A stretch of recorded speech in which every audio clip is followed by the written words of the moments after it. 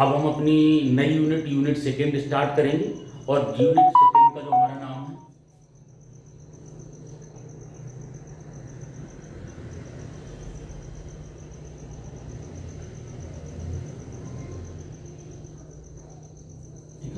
AC fundamentals. ठीक है, तो सबसे पहले देखते हैं कि हमने फर्स्ट यूनिट में क्या पढ़ा था। फर्स्ट यूनिट में जो भी हमने सर्किट सॉल्व किए थे उनमें सोर्स कैसा था, डीसी सोर्स था। अब सोर्स कैसा होगा, एसी। तो सबसे पहले डीसी और एसी में जनरल डिफरेंस की हम लोग बात करते हैं। तो अगर मैं वेवफॉर्म बनाने की कोशिश करूं तो जनरल वेवफॉर्म है, वो बहुत ज़्यादा टेक्निकल जाने की जरूरत नहीं।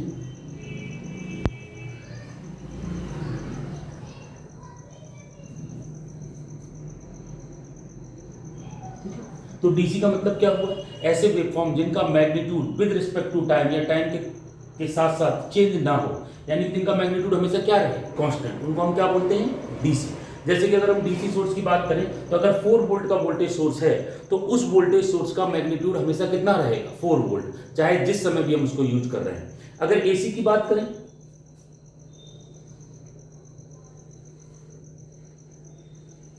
ये जनरल वेवफॉर्म है एसी का।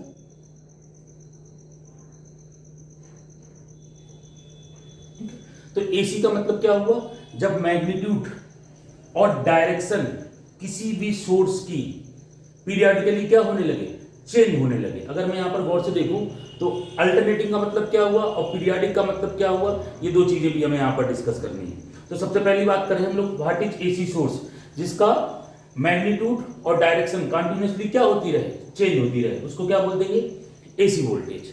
तो अब देखो केवल इतनी डिफिनेशन से एसी वोल्टेज का काम चलने वाला नहीं है, एसी में कुछ चीजें और हम लोग देखते हैं। तो सबसे पहले मैंने यहां पर लिखा डीसी और यहां पर लिखा एसी। अब एसी के बारे में कुछ और चीजें डिस्कस करते हैं। ये जो मैंने वेवफॉर्म लिया है सबको पता है, it is a general equation V equal to Vm sin omega t, where omega is angular frequency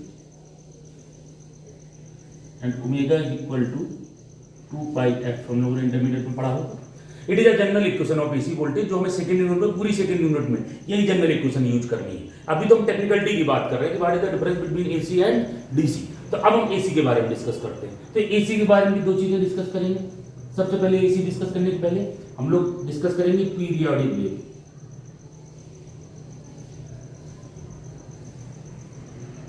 हम मैथमेटिकल एनालिसिस कर रहे हैं, डीसी एसी में जनरल डिफरेंस आपको समझ में आ रहा होगा। तो अगर मैं पीरियोडिक की बात करूं और अल्टरनेटिंग की बात करूं तो क्या डिफरेंस है पीरियोडिक और एसी वेव, देखें जरा गौर से।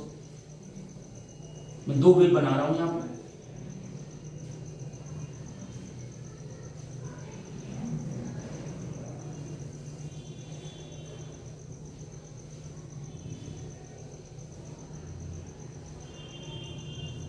गौर से देखें। What is periodic wave, periodic wave का मतलब क्या होता है, ऐसा वेव फॉर्म जो एक डेफिनेट टाइम के बाद अपनी शेप को रिपीट करे। जैसे मैं यहां पर गौर से देखूं तो देखूं T1,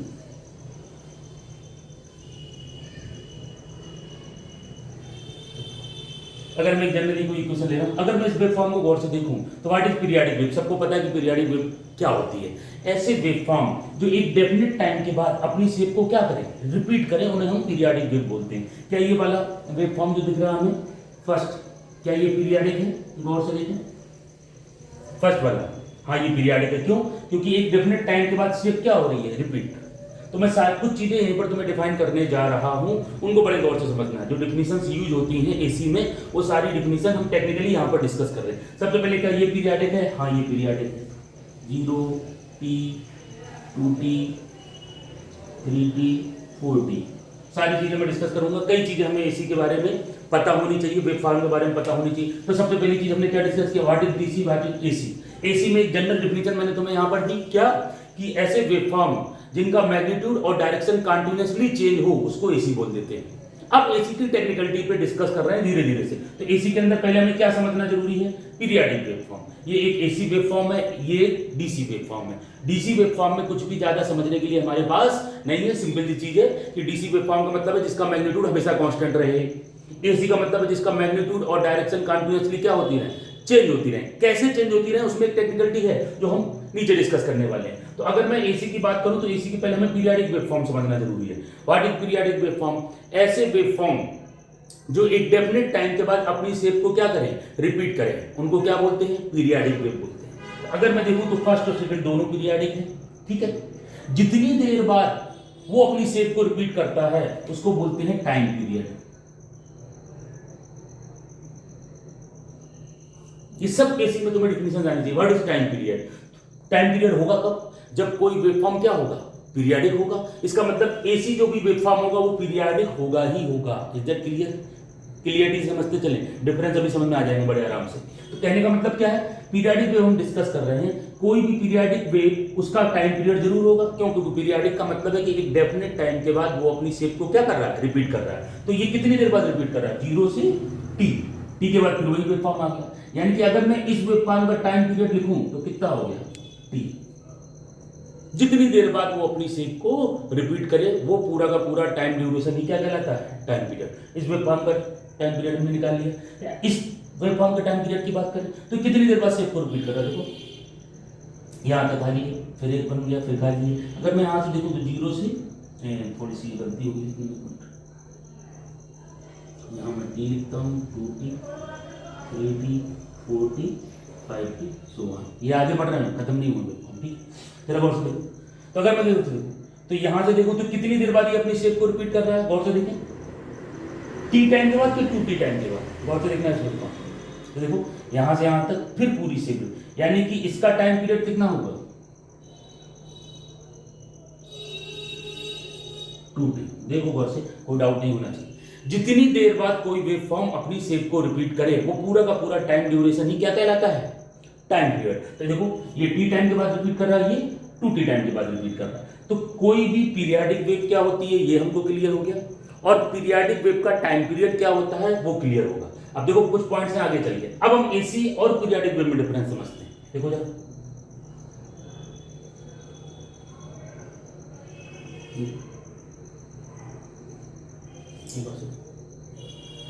यहां पर गौर से देखो, क्या ये वेवफॉर्म अल्टरनेटिंग है? हाँ है। क्यों?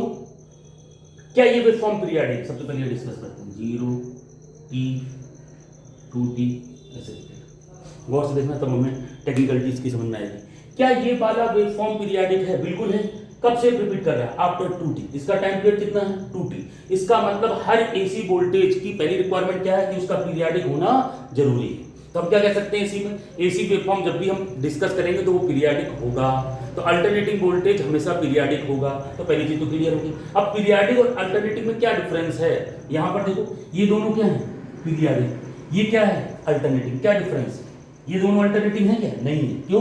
क्योंकि अल्टरनेटिंग का मतलब होता है कि जितना पॉजिटिव साइड हो उतना ही नेगेटिव साइड हो। देखो ये केवल पॉजिटिव पॉजिटिव है, ये भी केवल पॉजिटिव पॉजिटिव है। ये देखो पीरियाडिक भी है और जितना पॉजिटिव है उतना नेगेटिव भी, इसलिए इसको अल्टरनेटिव, एक बार पॉजिटिव एक बार नेगेटिव, एक बार पॉजिटिव और एक बार नेगेटिव। तो ये वाला वेवफॉर्म कैसा है, अल्टरनेटिंग वेवफॉर्म। और इसका टाइम पीरियड क्या है,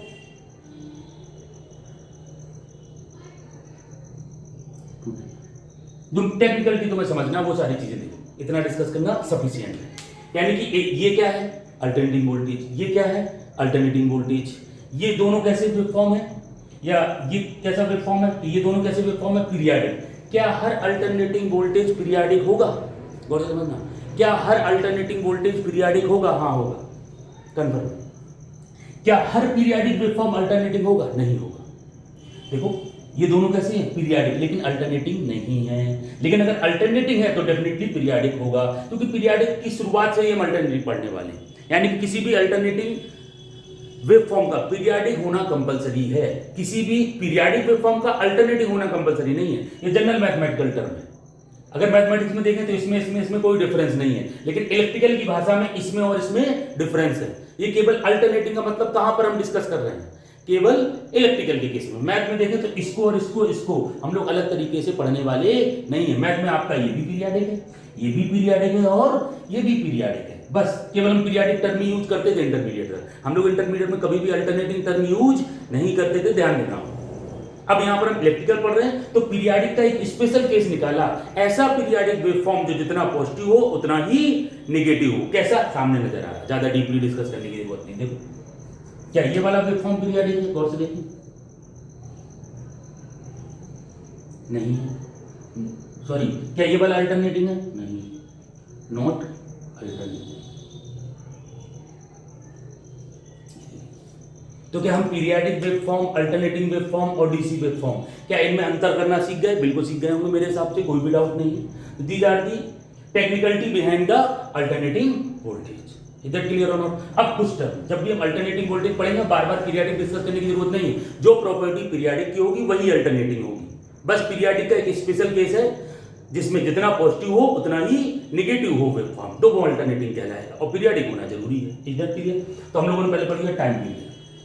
अब दूसरी चीज यहां पर आती है टाइम पीरियड के बाद फ्रीक्वेंसी। What is frequency? तो देखो जरा, एक टाइम पीरियड का मतलब क्या हुआ कि एक जो ये कंप्लीट करने में, यानी कि एक वेव फॉर्म कंप्लीट, यानी कि जो भी टाइम पीरियड है उसका मतलब क्या है? गौर से देखिए, तो टाइम पीरियड का मतलब क्या होगा कि जितनी देर में वो अपनी शेप को रिपीट करे। तो अगर मैं पीरियडिक के सेंस में तुमसे क्या पूछ रहा होता, फ्रीक्वेंसी, तो कैसे डिफाइन करते?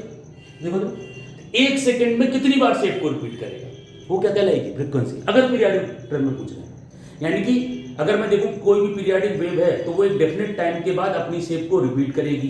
इधर क्लियर हो ना? एक सेकंड में वो कितनी बार अपनी शेप को रिपीट कर रही है कहलाती है उसकी फ्रीक्वेंसी। तो कितनी बार, मान लो यहां पर देखें तो एक बार शेप रिपीट करने में क्या लगा, तो टोटल टाइम कितना लगा, तो फ्रीक्वेंसी क्या हो गई? 1/टाइम पीरियड। साइकिल के टर्म में मैंने यूज नहीं किया। अब उसकी टेक्निकल डेफिनेशन होती है number of cycle completed in 1 second. अब टेक्निकली जब भी एसी की बात होगी तो हम इतने वेव फॉर्म को क्या बोलते हैं? Half cycle. और ये हमारा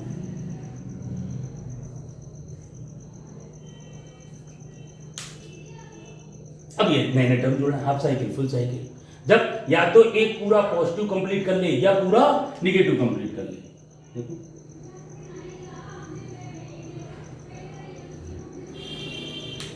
कोई भी अल्टरनेटिंग वेव फॉर्म जब अपना एक पूरा पॉजिटिव हाफ कंप्लीट करे या पूरा एक नेगेटिव हाफ कंप्लीट करे तो उसको बोलते हैं हाफ साइकिल। जब एक पूरा पॉजिटिव और एक पूरा नेगेटिव कंप्लीट करे तो उसको क्या बोलते हैं? Full cycle. और वही उसका क्या कहलाता है? Time period. देखो अपनी शेप को कब रिपीट करेगा? After the full cycle. तो जो टेक्निकल टर्म यूज करेंगे अल्टरनेटिंग वोल्टेज में वो क्या होगा कि जितने टाइम के बाद फुल साइकिल कंप्लीट हो जाए वही एक्चुअली क्या है? टाइम पीरियड है। अब बताने में अलग अलग चीजें हैं, सेम चीज। अल्टरनेटिंग स्पेशल केस हो गया, इसमें 3 नए टर्म जुड़ गए, हाफ साइकिल, फुल साइकिल। और हाफ साइकिल का मतलब क्या है? तो जब भी कोई अल्टरनेटिंग वेव फॉर्म होगा तो पीरियडिक तो होगा पहली चीज। अगर पीरियडिक होगा तो वो एक डेफिनेट टाइम के बाद अपनी शेप को क्या करेगा? रिपीट करेगा। तो वो जितने टाइम के बाद रिपीट करेगा उसको हम लोग क्या बोल देंगे? टाइम पीरियड, या उसी को क्या बोल देंगे? साइकिल। तो एक साइकिल कंप्लीट करने में जितना समय लगता है, नई डिफिनेशन, तो उसको क्या बोल देते हैं? Time period. कंफ्यूज मत होना।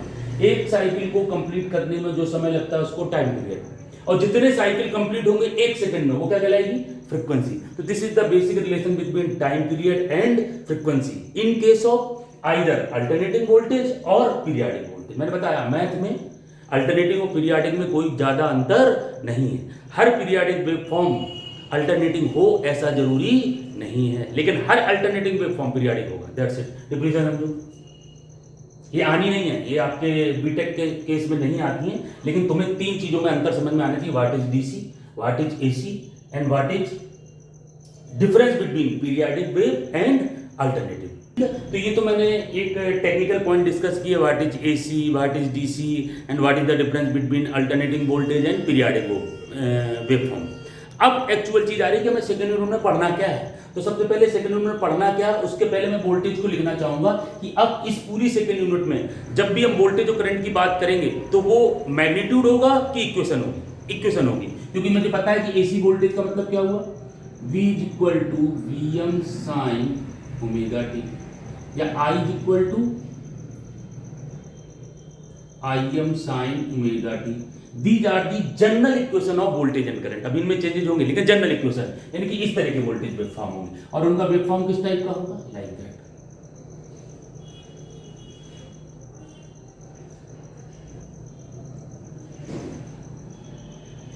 अब हम टेक्निकलिटी डिस्कस करते हैं कि मान लो जैसे हम लोग फर्स्ट यूनिट में पढ़ा, एक सिंपल सा एग्जांपल लेते हैं, प्रॉपर्टी वही चल रही है।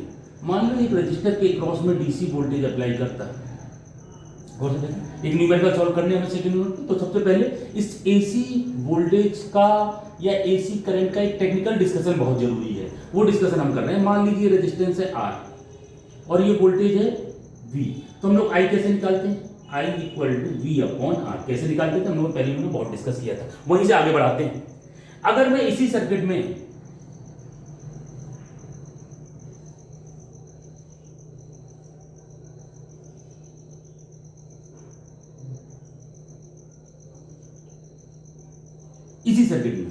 एसी वोल्टेज अप्लाई कर देता तो क्या मैं करंट का मैग्नीट्यूड निकाल सकता हूं? मान लो यहां पर V इक्वल टू 10 वोल्ट है एंड R इक्वल टू 5 ओम है, तो करंट का मैग्नीट्यूड कितना आ जाएगा? 10/5 यानी कि 2 एम्पीयर। देखो बहुत सही, यानी कि क्यों? क्योंकि हम जब भी करंट निकाल रहे हैं with the help of voltage, अगर हमें वोल्टेज पता है तो हम किसी भी एलिमेंट में करंट फाइंड कर रहे हैं, तो वो करंट फाइंड करने के लिए हमारा वोल्टेज क्या है? 10 वोल्ट फिक्स है। डीसी केस में वोल्टेज फिक्स है तो करंट भी हमारा कितना आ गया? 2 एम्पीयर। क्या यहां पर वोल्टेज फिक्स है? नहीं है, क्योंकि एसी में हमें पता है। देखो जरा एक सिंपल एग्जांपल ले ले, मान लो ये वाला वोल्टेज है, तो यहां पर अगर मैं गौर से देखूं तो मान लो टी, ये तुम्हारा टी हो गया, टी इक्वल टू 1 सेकेंड, ये 2 सेकेंड, ऐसे लिख रहा हूं एग्जाम्पल 3 सेकेंड, 4 सेकेंड, यहां से ये वोल्टेज चालू हुआ। जैसे मैंने वोल्टेज अप्लाई किया वोल्टेज स्टार्ट हो गया। तो एसी वोल्टेज इस सर्किट में किस तरीके से बिहेव करेगा? अगर मैं तुमसे पूछूं इस सर्किट में करंट बताओ, मान लो ये भी R इक्वल टू 5 ओम है, ठीक है, इस वोल्टेज की मैं बात कर रहा हूं Vm, तो क्या मुझे वोल्टेज का मैग्नीट्यूड कहीं भी पता है? देखो और से अगर मैं देखूं t इक्वल टू 0 पे तो वोल्टेज कितना है? 0। यहां पर 1 सेकंड पे कितना है? Vm। तो अगर मैं तुम्हें इस सर्किट में करंट पूछूं तो क्या तुम करंट का मैग्नीट्यूड लिख सकते हो? देखो और से जरा, क्या यहां पर मैं करंट का मैग्नीट्यूड लिख सकता हूं? नहीं लिख सकता हूं। देखो वोल्टेज क्या फिक्स है? नहीं है। वोल्टेज की वैल्यू क्या है? ये किस चीज पर डिपेंड कर रही है? टाइम पे डिपेंड कर रही है। इसका मतलब हर टाइम पे वोल्टेज अलग अलग होगा। इस वाले केस में क्या था? हर टाइम पे वोल्टेज कितना था? 10 वोल्ट। तो हमें टाइम डिस्क्राइब करने की जरूरत नहीं पड़ती थी, हम जनरली क्वेश्चन को सॉल्व करते थे और जो करंट निकलता था वही हर टाइम पे होगा, क्योंकि जो वोल्टेज आप ले रहे हैं वही हर टाइम पे। तो डीसी के केस में हमारा वोल्टेज चेंज नहीं हो रहा, तो करंट भी चेंज नहीं हो रहा किसी भी टाइम पे। यहां पर हर टाइम पे वोल्टेज चेंज हो रहा है, तो हर टाइम पे करंट भी चेंज होगा। तो अगर मैं करंट निकालना चाहूं तो कैसे निकालूंगा? देखो यहां पर 0 एट t इक्वल टू 0। क्यों? क्योंकि t इक्वल टू 0 पे वोल्टेज कितना है? 0। तो अब करंट भी क्या होगा? 0। देखो v को 0 रख दो तो करंट भी 0 क्या है? अच्छा, I equal to Vm upon 5, ये कब होगा? t इक्वल टू 1 सेकेंड में। देखो 1 सेकंड में मैग्नीट्यूड कितना हो गया?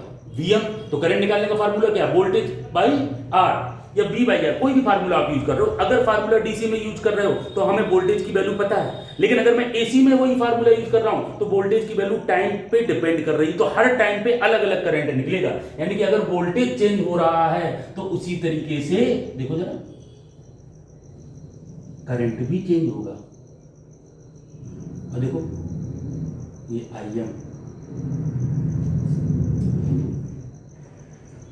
1 सेकेंड, 2 सेकेंड, 3 सेकेंड, 4 सेकेंड, मतलब समझे इसका? देखो यही अगर वोल्टेज इस तरीके का है तो करंट भी इस तरीके का होगा। अगर वोल्टेज कांस्टेंट है तो करंट कितना आएगा? 2 एम्पीयर। अगर वोल्टेज एसी है तो करंट की वैल्यू निकल के उसकी भी क्या निकलेगी? वेवफॉर्म निकलेगा, उसकी भी एक क्या निकलेगी? इक्वेशन निकलेगी। अभी हम लोग बाद में वो चीज डिस्कस करेंगे।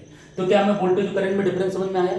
यानी कि अगर मैं एसी अप्लाई कर रहा हूं तो कभी भी तुम करंट का मैग्नीट्यूड या वोल्टेज का मैग्नीट्यूड नहीं बता सकते, क्योंकि एसी वोल्टेज या एसी करंट को रिप्रेजेंट करने के लिए हमें एक जनरल इक्वेशन का सहारा लेना पड़ेगा। तो मैं कहीं पर कह दूं कि 20 वोल्ट एसी, क्या ये सही स्टेटमेंट है? नहीं, क्योंकि 20 वोल्ट एसी पॉसिबल ही नहीं है। एसी जब भी होगा किस फॉर्म में होगा? इक्वेशन के फॉर्म में। लेकिन हमने देखा होगा हर जगह हमारे जो इलेक्ट्रिकल इंस्ट्रूमेंट होते हैं उनमें क्या लिखा रहता है? देखो जो हमारा बल्ब है, ये रॉड है, जैसे बल्ब में लिखा रहता है 220 वोल्ट एसी, और बल्ब कहां पर ऑपरेट हो रहा होता है? एसी में। तो वो 220 वोल्ट क्या लिखा रहता है? क्योंकि एसी के केस में 220 वोल्ट का कोई मतलब ही नहीं है। क्या यहां कहीं वोल्टेज बता सकते हो एसी वोल्टेज कितना है? जिस समय देख रहा हूं मैं कहता हूं t इक्वल टू 0 पे एसी वोल्टेज कितना है? एसी वोल्टेज का magnitude 0। t equal to 1 second में कितना है? Vm। यानी कि जो चीज कंटिन्यूअसली चेंज हो रही है क्या उसका मैग्नीट्यूड बताया जा सकता है? नहीं बताया जा सकता। उसका मैग्नीट्यूड किसी पर्टिकुलर टाइम पे बताया जा सकता है, और वो टाइम पे बताने के लिए हमें इक्वेशन का यूज करना पड़ेगा। मैं t की वैल्यू चेंज करूंगा तो वोल्टेज की वैल्यू भी चेंज होगी, और किसी पर्टिकुलर टाइम पे जो वोल्टेज की वैल्यू होती है उसको बोलते हैं इंस्टेंटेनियस वैल्यू। ये सारे टर्म याद रखिएगा कि एसी में क्या क्या होता है। What is the meaning of instantaneous value? किसी पर्टिकुलर टाइम पे एसी वोल्टेज की या एसी करंट की वैल्यू को क्या बोलते हैं? Instantaneous value. मैं कह दूं 50 वोल्ट का एक एसी सोर्स है, क्या ये सही statement? It is a wrong statement, क्योंकि 50 वोल्ट कभी भी देगा ही नहीं, कभी 50 देगा, कभी 0 देगा, कभी कुछ और देगा, तो हमें वोल्टेज के बारे में कोई भी जानकारी नहीं है। तो ऐसे एसी सोर्स को किस तरीके से यूज करें? तो हम लोग एसी वोल्टेज की दो वैल्यू फाइंड करने की कोशिश करते हैं और डिफाइन करते हैं। जरा देखें,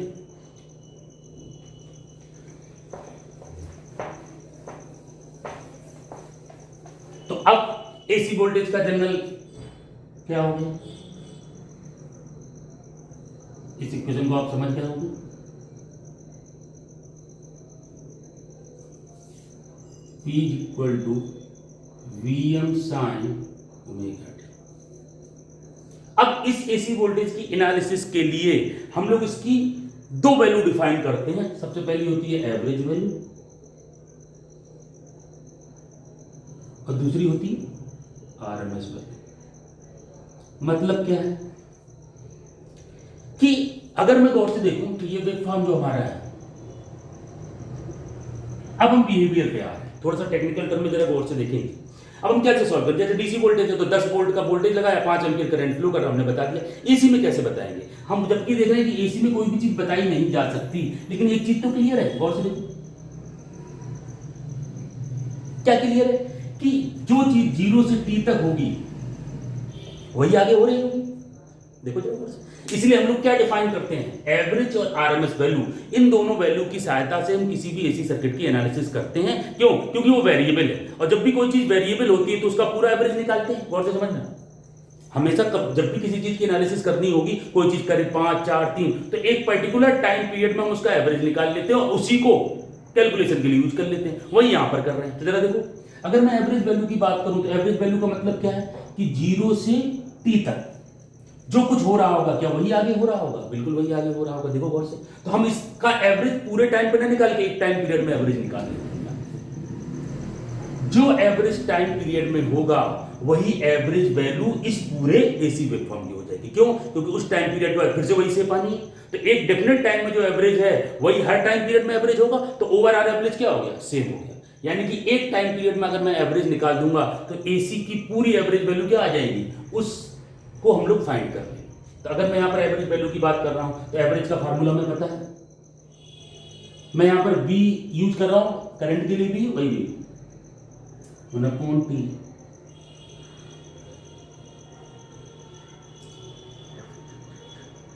एक जनरल फार्मूला कहते हैं F एवरेज। किसी भी वेवफॉर्म का एवरेज अगर निकालना है तो 1/T integral 0 to T ft dt, ये जनरल फार्मूला है एवरेज निकालने का। अच्छा, अब अगर मैं एसी के केस में निकालूंगा तो उसको क्या लिख देंगे? V average 1/T integral 0 to T। F क्या है यहां पर? इक्वेशन क्या है? इधर के लिए इसको सॉल्व कर लेंगे तो हमारी V एवरेज वैल्यू क्या आ जाएगी? ये हम लोग अगर चाहेंगे तो एक लेक्चर में अलग से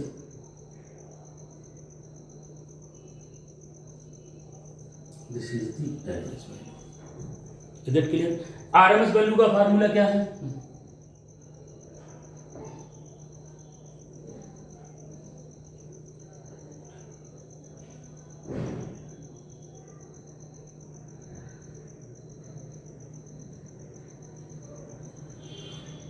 इज इट क्लियर? इसको अगर मैं सॉल्व करूंगा तो यहां से क्या निकल के आएगा?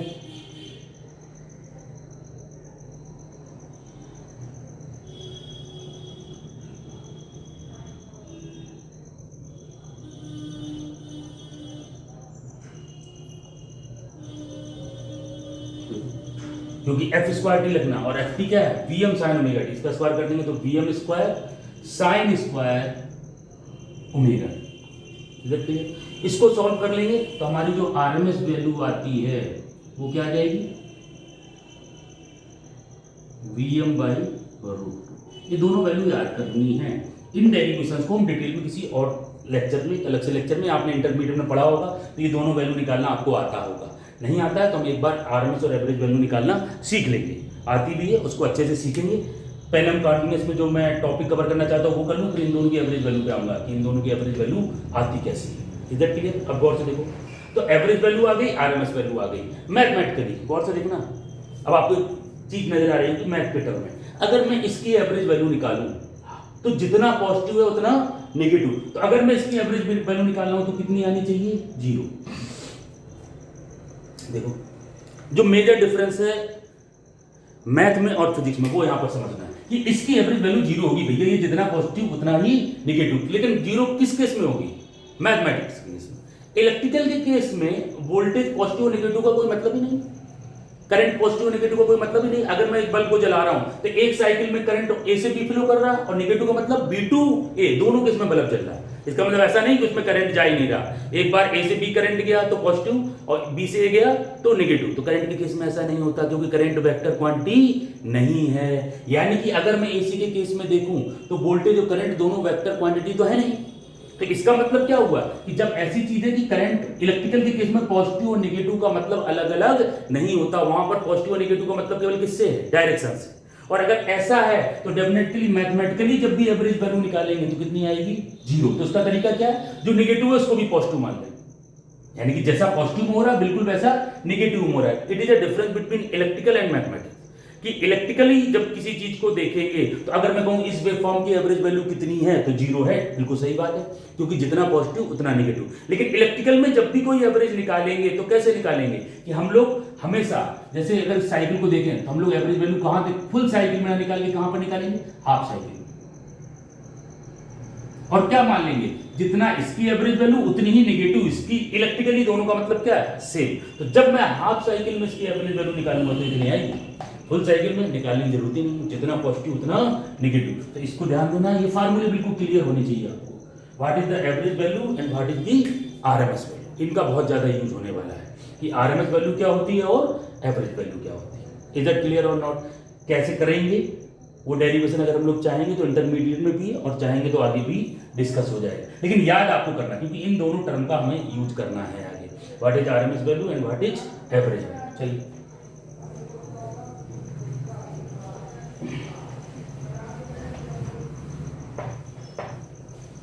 तो ये तो मैंने वो चीज पहले बता दी जो आपको आगे जरूरत पड़ने वाली है। अब एक्चुअली आरएमएस वैल्यू और एवरेज वैल्यू का मतलब क्या है? सेंस वही है कि अगर मैं टेक्निकली बताने की कोशिश करता हूं कि एक रजिस्टर है,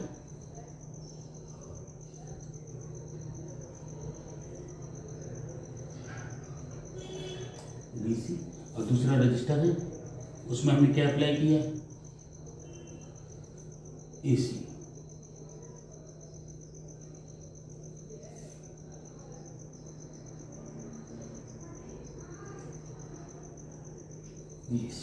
तो what is the meter? Average value का मतलब क्या है और आरएमएस वैल्यू का मतलब क्या है? अगर मैं यहां पर बात करूं तो करंट क्यों फ्लो होता है? आई का फार्मूला क्या है? dq upon dt।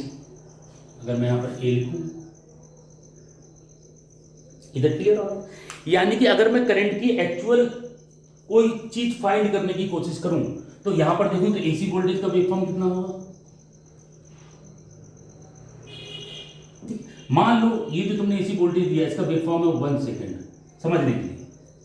What is the difference between AC और डीसी? आरएमएस वैल्यू क्या है, एवरेज वैल्यू क्या है, इसका हम अब टेक्निकल डिस्कशन कर रहे हैं। फार्मूला जो तुम्हारा यूज होना वो मैंने पहले बता दिया, कैसे आएगा वो डेरिवेशन भी मैंने तरीका बता दिया। अब टेक्निकली समझते हैं what is the difference between AC and DC, जरा समझना। अगर मैंने यहां पर डीसी सोर्स लगाया तो डेफिनेटली जैसे डीसी लगाएंगे तो यहां पर क्या करंट फ्लो करने लगेगा? बिल्कुल। और क्या उस करंट की वैल्यू चेंज होगी? नहीं चेंज होगी। और करंट का एक्चुअल फार्मूला का तो dq अपॉन dt। मान लो इस सर्किट में 1 सेकंड में 1 कूलम चार्ज हुआ इन 1 सेकंड, तो करंट कितना आ गया? 1 एम्पियर। समझ लो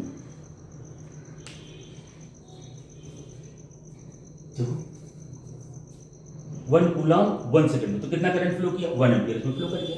अब अगर हम एसी में आ जाए तो एसी की अगर बात करें तो क्या एसी में वोल्टेज कांस्टेंट है? देखो नहीं है। यानी कि मतलब क्या हुआ कि जो चार्ज फ्लो कर रहा है, यहां पर जो चार्ज फ्लो कर रहा है वो एक ही रेट से करेगा कि अलग अलग? क्योंकि करंट कांस्टेंट है। यहां पर जो चार्ज फ्लो करेगा, पहले हो सकता है 1 सेकंड के हम लोगों ने 4 पार्ट कर लिए, देखो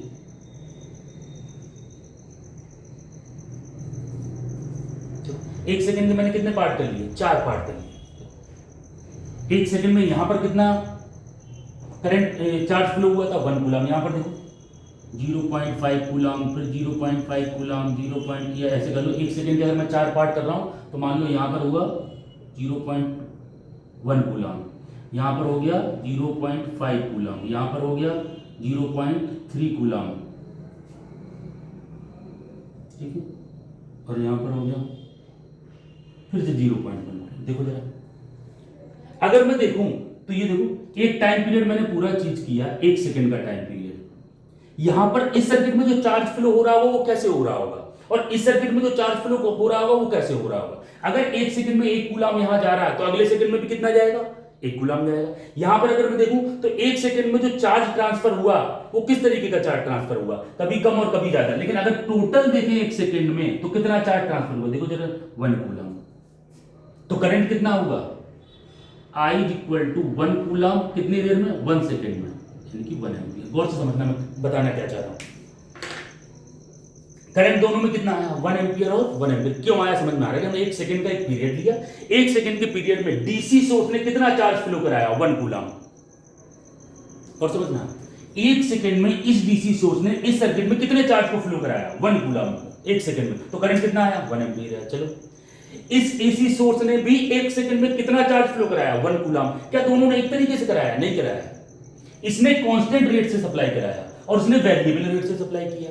जब भी कोई चीज वेरिएबल रेट से सप्लाई कर रही है तो हमें यह निकालना होता है कि पर्टिकुलर टाइम में उसने कितना सप्लाई किया। तो हम लोग एक ही तरीके से सप्लाई कर रहा है तो 1 एम्पीयर 1 सेकंड में सीधा 1 एम्पीयर करंट आ गया। यहां पर भी क्या आ गया, 1 एम्पीयर करंट आ गया। गौर से समझना जरा। अब अगर मैं गौर से देखूं, कहने का मतलब क्या हुआ कि अगर मैं चार्ज को देखूं तो क्या ये दोनों सोर्स उस पर्टिकुलर समय में सेम चार्ज फ्लो करा रहे हैं कि नहीं करा रहे हैं। देखो जरा, सेम चार्ज। तो ये जो 1 एम्पीयर आया है एवरेज वैल्यू, एक्चुअली क्या 1 एम्पीयर करंट फ्लो कर रहा होगा सर्किट में, नहीं कर रहा होगा। यहां कम होगा, यहां ज्यादा होगा, हमेशा 1 एम्पीयर नहीं होगा। तो अगर मैं गौर से देखूं तो मेरा कहने का मतलब क्या है कि यहां पर जो ये 1 एम्पीयर करंट है वो एक टाइम पीरियड में एवरेज कितना चार्ज ट्रांसफर हुआ उससे। तो ये 1 कूलम क्या है, एवरेज चार्ज। 1 सेकंड में इसने भी कितना किया, 1 कूलम। तो ये जो 1 एम्पीयर करंट आया, this is the average value of current. अब डिफिनेशन में कहते हैं it is the that value of DC voltage that transfer same amount of charge.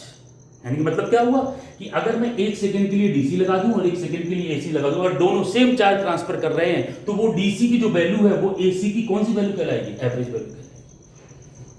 कौन सी वैल्यू कहलाएगी, एवरेज वैल्यू कहलाएगी। तो ये तो हो गया एवरेज वैल्यू ऑफ करंट या वोल्टेज। क्या मतलब समझ में आया।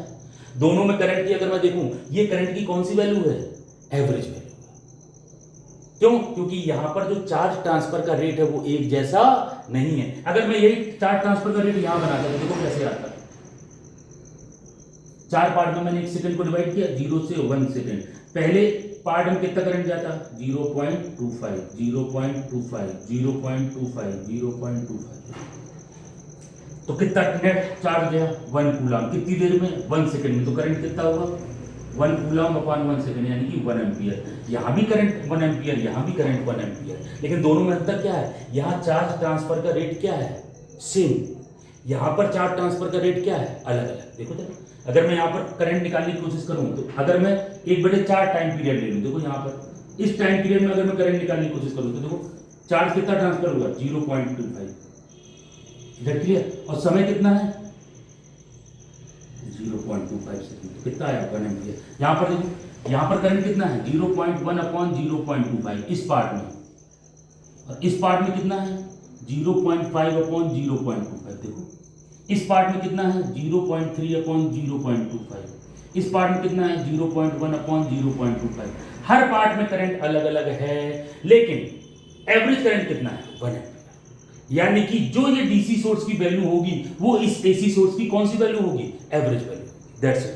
मतलब चाहे जैसे समझो, चाहे इस टर्म में समझो, चाहे इस टर्म में समझो। यानी कि what is the meaning of average value in case of AC. तो मतलब क्या हुआ, चार्ज के टर्म में डिफाइन करेंगे। किसके टर्म में डिफाइन करेंगे, चार्ज के टर्म में। यानी कि जब भी मुझे किसी भी एसी की एवरेज वैल्यू निकालनी है तो कैसे डिफाइन करूंगा, कोई भी एक टाइम पीरियड, एसी में हमेशा क्या लेते हैं, टाइम पीरियड। तो मैंने एसी का टाइम पीरियड लिया, एक टाइम पीरियड में ये एसी सोर्स जितना चार्ज ट्रांसफर कर रहा है, इधर क्लियर, उतना चार्ज ट्रांसफर करने के लिए उतने टाइम में कितने वोल्ट का डीसी सोर्स चाहिए, वो डीसी वोल्टेज की वैल्यू इस एसी की कौन सी वैल्यू कहलाएगी, एवरेज वैल्यू। कौन सी वैल्यू, एवरेज वैल्यू। इधर क्लियर और नॉट। तो ये तुम्हारा डीसी की जो एवरेज वैल्यू है उसका मैंने मतलब तुम्हें एसी की एवरेज वैल्यू के बारे में बताया। अच्छा, अब आरएमएस वैल्यू की बात करते हैं।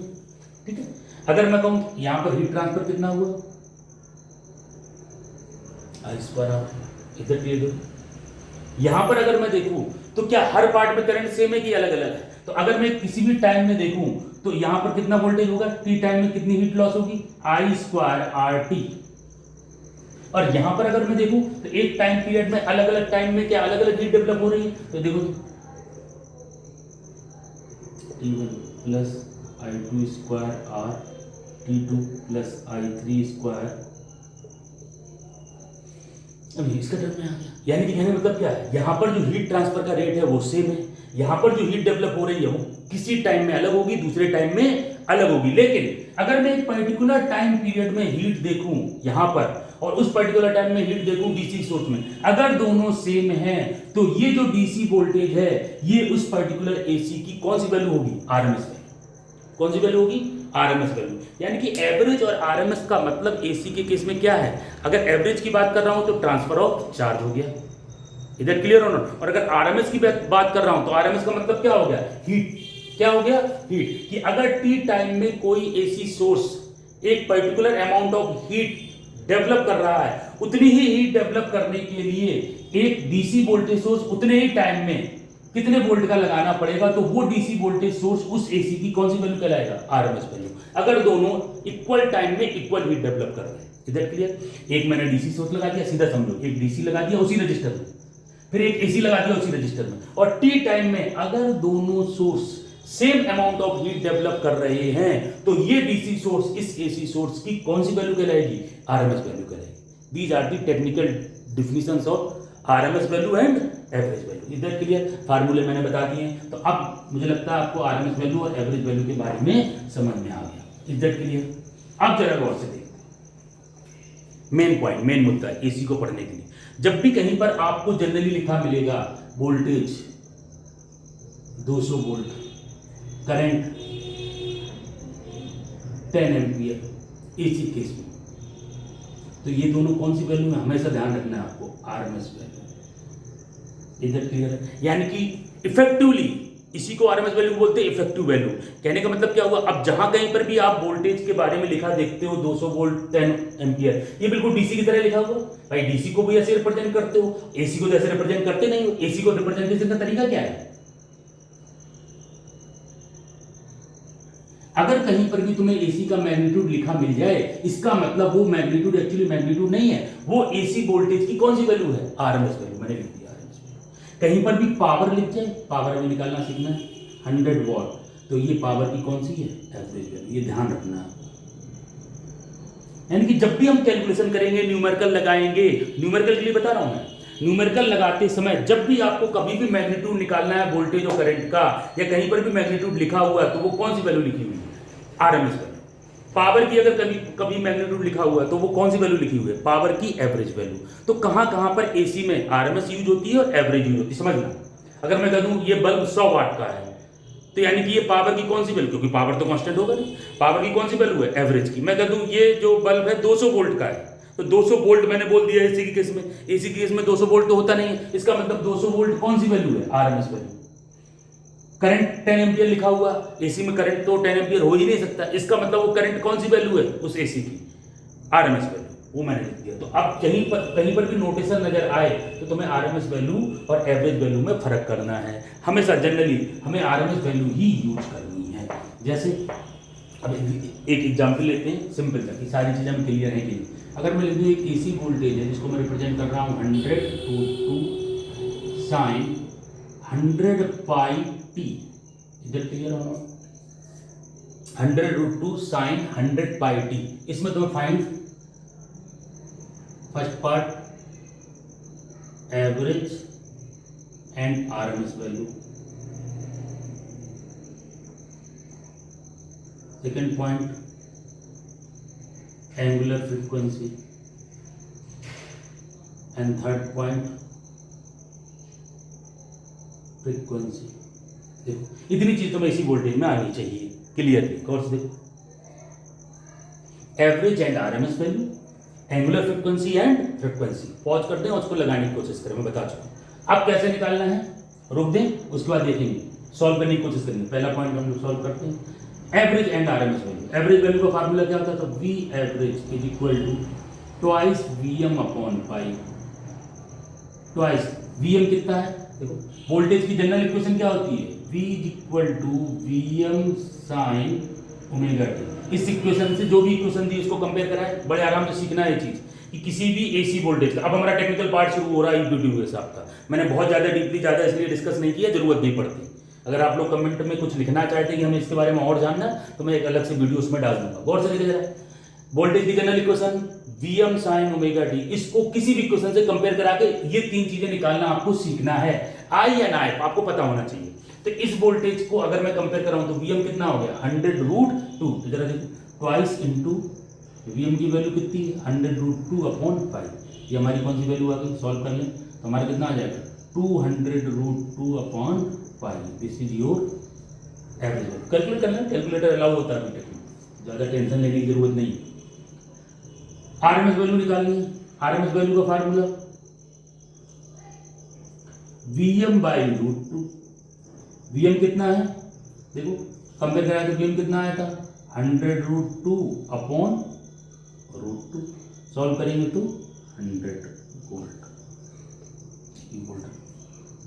ओके, तो हम लोगों ने एवरेज और आरएमएस वैल्यू निकालना सीख लिया। ये ध्यान रखना, जब भी कहीं पर मैग्नीट्यूड लिखा है तो वो कौन सी वैल्यू लिखी हुई है, आरएमएस वैल्यू। अगर वोल्टेज करंट कहीं पर ही लिखा मिल जाए 50 वोल्ट 5 एम्पियर 10 एम्पियर, इसका मतलब ये सारी की सारी वैल्यू क्या है, उस वोल्टेज की आरएमएस वैल्यू। क्योंकि वोल्टेज तो 100 वोल्ट हो ही नहीं सकता, इसी केस में हमेशा चेंज हो रहा होगा। तो वोल्टेज की हमें कौन सी वैल्यू पता हो सकती है, केवल मैक्सिमम के बारे में हम कंफर्म हो सकते हैं, इंस्टेंटेनियस वैल्यू के बारे में कंफर्म नहीं हो सकते। क्यों, क्योंकि वोल्टेज की हर इंस्टेंट पे वैल्यू अलग अलग होगी, तो हर इंस्टेंट पे डिस्कस ना करना पड़े, इसलिए हमने दो चीजें डिफाइन की, आरएमएस और एवरेज। अब हम एक पूरे टाइम पीरियड में सारी चीज डिस्कस करेंगे। अब अलग अलग टाइम पे करते थोड़ी ना घूमेंगे, उसका कोई सेंस भी नहीं है। किसी न्यूमेरिकल में हम कुछ उससे सॉल्व भी नहीं कर पाएंगे तो क्या फायदा। तो हम लोग कर क्या रहे हैं कि इफेक्टिव वैल्यू निकाल रहे हैं और एवरेज। एवरेज की जरूरत बहुत कम पड़ती है, लेकिन निकालना दोनों सीखना है। इज इट क्लियर होना। सेकंड पार्ट क्या है, एंगुलर फ्रीक्वेंसी। सेकंड पार्ट देखिए, एंगुलर फ्रीक्वेंसी। देखो सबसे पहले ओमेगा, तो अगर मैं ओमेगा को कंपेयर कराऊं टी साइन ओमेगा टी, तो ओमेगा की वैल्यू क्या आ गई 100 पाई रेडियन पर सेकंड। ये सब इंटरमीडिएट की चीज। फिर क्या पूछा, फ्रीक्वेंसी। फ्रीक्वेंसी देखो यार, ओमेगा होता क्या है सबको पता होगा 2 pi F. Omega is equal to 2 pi F is equal to 100 pi. Pi और पाई कैंसिल होगा तो एफ इज इक्वल टू क्या आ गया 50 हर्ट्ज। अच्छे से देख लो कि इतनी चीजें आपको पता होनी चाहिए। ये बहुत पहले यूपीटी में इस तरह के क्वेश्चन आते थे, ये भी पूछ लेते थे। इधर क्लियर होना। अब वो नहीं पूछते तो कोई बात नहीं। तो यहां पर हमें ये तीन चीजें अच्छे से पता होनी चाहिए कि कभी भी कोई तुम्हें एसी वोल्टेज दिख जाए तो उसमें तुम्हें क्या क्या आता है और क्या क्या नहीं आता। इज दैट क्लियर और नॉट। तो सबसे पहली चीज ये कि एसी वोल्टेज की जनरल इक्वेशन ये है। अभी देखो नई नई चीजें आएंगी, कंफ्यूजिंग चीजें आएंगी। इस न्यूमेरिकल को मैं दूसरे तरीके से आपको कुछ बताने की कोशिश करता हूं। गौर से देखें जरा, एक सिंपल सा रजिस्टर का एग्जांपल ले रहा हूं। ये मत सोचिएगा कि एग्जांपल का मतलब क्या है। देखें जरा,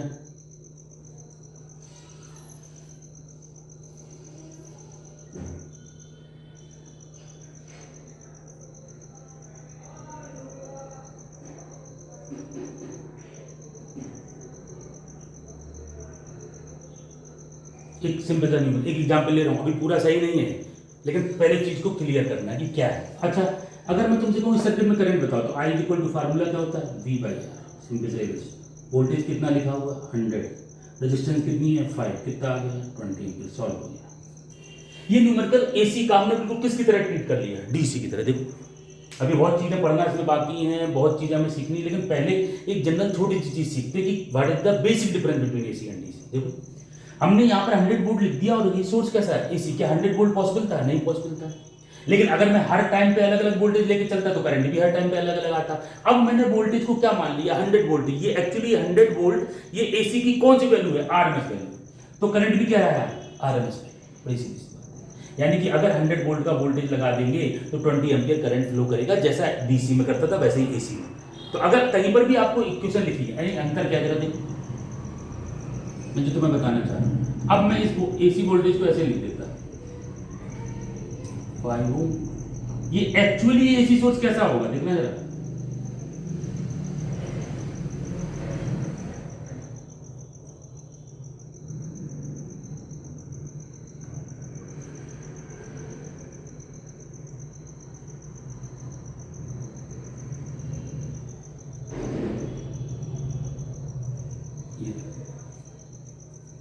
ये बस कंपेयर करा लो।